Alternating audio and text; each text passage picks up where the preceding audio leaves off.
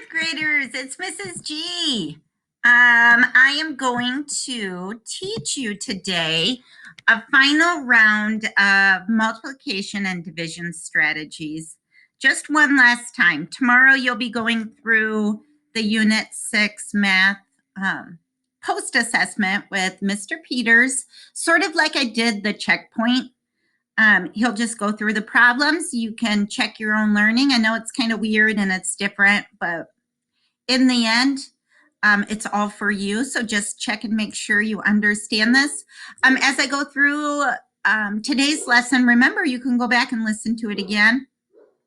So if you're confused in any way, you can pause it, try to work through. I'll go at a certain speed, but you can adjust that speed at any time just by pausing and then continuing the video. All right, so our goal today, work through story problems. And we're gonna work through them not only using division strategies, but using multiplication. So we've been doing that throughout this whole unit. And we're really focused on what do we do with that remainder. Remember these words. Let's go down a little bit here. Just this vocab. The dividend, the divisor, the quotient, that answer, and usually we put the remainder. Sometimes we'll put it as our remainder of 1. Sometimes the remainder will be more in a decimal form, especially if we're working with money. And then sometimes it's a fraction if we're working with something that can be broken apart, like cookies. So this is your student book page. I thought it might be beneficial to you if we work through some of the problems. I'm going to see if I can write. Yep, I can. Okay, so let's read number 1 together. Jared and his seven friends sold tickets at the front gate. They were supposed to keep track of how many tickets each person sold, but of course they forgot. They sold a total of 792 tickets if each of the 8 children, because remember, it's Jared and his 7 friends. Oh, that was a beautiful job, Mrs. G. But making it a total of this 8 right here. So if each of the 8 children sold the same number of tickets, how many tickets did Jared sell? You can look at this 2 ways. You can look at it as a multiplication problem. Or you can look at it as a division problem. If you're looking at it as a division problem, we have 792 divided by 8 people. The quotient or the answer would give us how many tickets each person sold. But you could also look at it like a multiplication problem. 8 times what? And let's make that like A. 8 times what? Equals 792.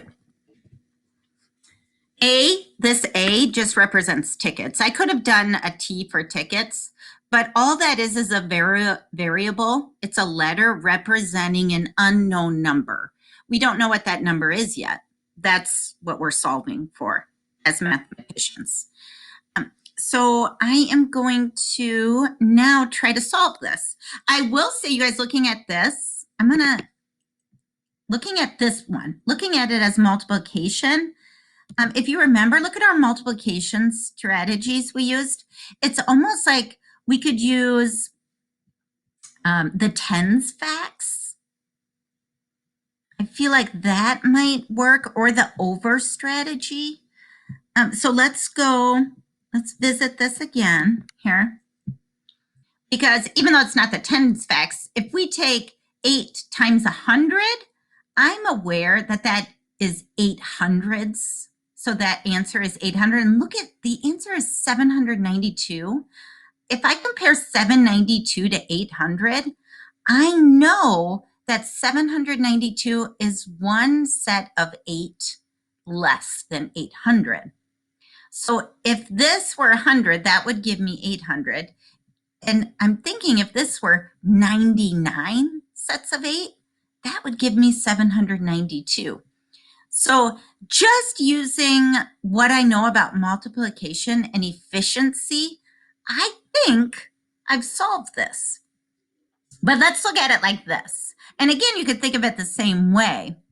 If each kid sold, if it was 10 here, 10 times 8 is only 80. I know how far away I am from 792 if this is just 10. So I would work the same way, but in backwards. But let me erase this. I'm going to try to do this, team. And remember, I'm not like super awesome at this. Let's just see if I can erase it so I have more room to work. So I know, that was good. I feel like there's a better way, but just go with it.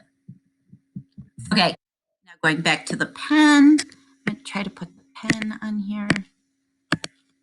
Okay, let's see if it works. Okay, yay. All right, so I'm going to look at this like we've done this whole unit with the ratio table. So if 1 is 8, so there are 8 people. And we're trying to get to 792. And we want to get there efficiently and quickly in the least amount of steps. We'll do exactly like what I just mentally did with you, but I'm going to show you on here. So I started with 10 because tens and hundreds, they're so easy to work with that 0. I know that's 80. Now that shows me I'm pretty far away from 792. So I'm not only going to double the 10, I'm going to make this 100 now and see how close. So 100 times 8 is 800. Now I can visually see how close I am and how it's one. Look it's one of these, one set of 8 less. So I know in the least amount of steps that it's going to be 99. I don't have to sit there and keep guessing and do trial numbers. I really used my tens facts to help me get there and help me get there quickly. Now you can solve that however you want. You can do it with the area model. You can do it with the ratio table, whatever works best for you. So now let's go down. And I know there's number 2. I want you to try that one on your own. But let's look at this number 4, just to work through it together. So 120 divided by 8, you can also look at that backwards with multiplication. 8 times what? Equals 120. So we can do that. Now let's do it instead of the ratio table. Let's use the area model. So 8 times what would get me 120 in the middle here? I'm going to start with 10 because remember, tens are the easiest to work with, or hundreds, anything with that 0. And I get 80. I can't do another set of 10 because 80 plus 80 is 160. I know in this middle part, I only need 40 more, if you look, to get to this 120. So I ask myself, what times 8 gives me 40? And actually, if I look at this, 10 times 8 is 80. So 40 is half of 80. So actually, half of 10 is 5. And I can now figure out 5 times 8 is 40. And I didn't have to have it memorized. I didn't have to know, although that helps. I didn't have to. I just used what I know about multiplication and halving. So now I know 5 times 8, and this middle part equals 120. So that tells me 8 times this, 10 plus 5, 8 times 15 gave me 120. So 120 divided by 8 is in fact 15. So moving on, I know you'll work through those pages. Take your time. You can do it. Go back and watch how I solve them and make it work. Just don't give up. But let's go to the next page where I'm going to try to, I wonder if I can, no can do. I was trying to scooch it over. Let me move I want to see if I can move my face over here. Yes, just so it's out of the way. We're dealing with the whole spilled ketchup. We don't need Mrs. Face being part of the spilled ketchup. But so really when we say spilled ketchup, that's just covering up something. So sort of like you guys, an unknown number, like I used a variable, that's all it is. So we're just solving to try to figure out that unknown using all the strategies we've learned throughout this unit. So Julia spilled ketchup on her paper and can't see a part of the problem anymore. So here's what you can do at this point. You can pause Mrs. G's teaching, and then you can go try this on your own and come back. See how you got it. See how it compared to mine. You don't have to match me perfectly, but if you're stuck doing it, then just watch. Watch Mrs. G model it, and then you try. Okay, so Julia spilled ketchup on her paper. Can't see part of the problem. Here's the problem. Martha had an unknown amount of beads. That's where the ketchup spilled. So we don't know how many beads she had. She wanted to make 7 bracelets. How many will go on each bracelet? Well, we don't know how many beads she had. So now let's look at this problem. Here's the unknown. Divided by 7, though, you guys, I get the answer 3 with a remainder of 2. So really, if I'm trying to figure out the dividend or that big number, the total we originally had, all I have to do is use multiplication to solve this. I'm going to take the 7 bracelets times each one got 3, and that tells me it's 21. However, there was a remainder of 2 left right here. So all I have to do is take that remainder and add it to this 21 plus 2, and that's going to tell me how many beads she started with. However many beads Martha started with, which is 23. I believe the answer is 23. But let's now plug or place 23 in the equation and see if it works.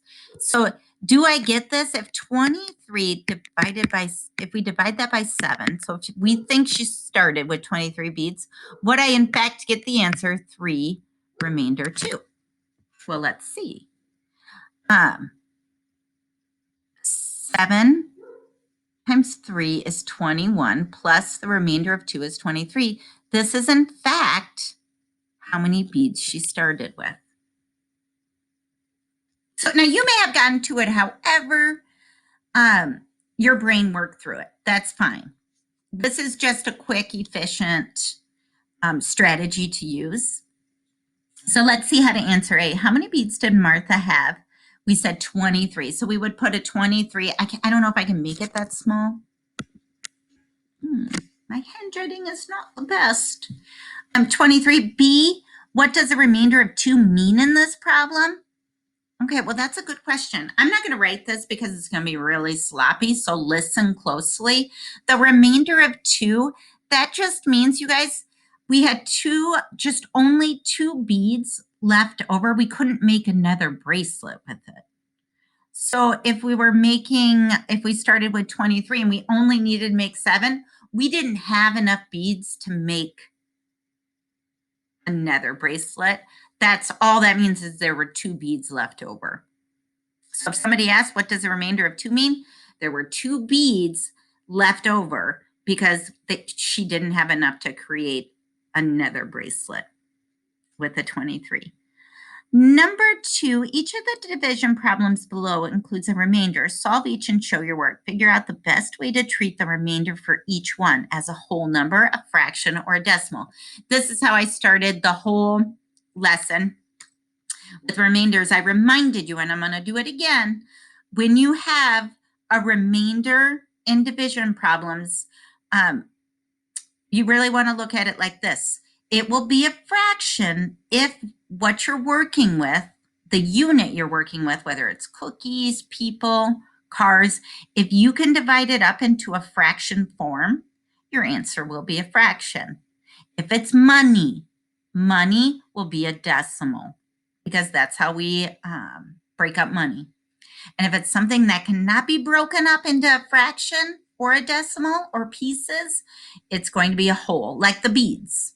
You're not going to take a knife and you're not going to cut the beads into fractions. That's not going to work in this mathematical problem. So that's how you decide what the remainder will look like. So let's look through very quickly. I'm not going to solve these for you, but I will tell you which one's going to have and you can pause it at this point if you want to try to decide for yourself.